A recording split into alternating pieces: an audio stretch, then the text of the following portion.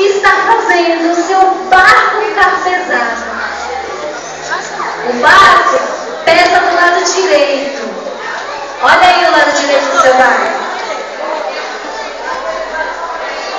São as influências do mundo. São as nossas ambições. São as nossas invejas.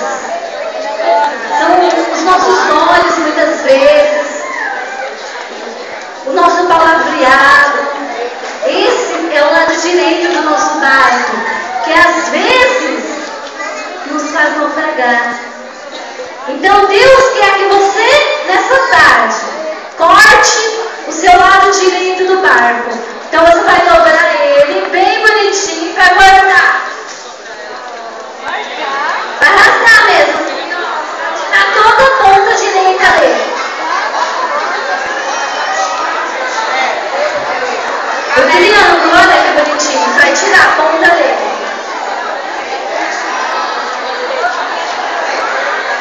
E o seu barco ele vai ficar assim. Mas começa a olhar para o lado espiritual. Você está descarregando as coisas ruins que você trouxe hoje aqui. O barco da sua vida não vai mais afundar. Porque agora ele está mais leve.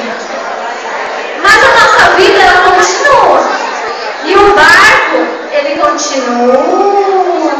Ele continua.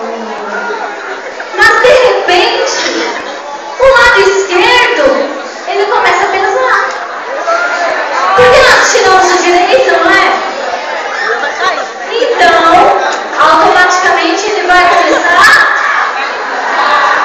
a afundar. Sabe o que é esse lado direito? Esquerdo? Ah, eu pensei que eu estava sozinha. Ah, viu como vocês estão prestando atenção? Sabe o que é esse lado esquerdo?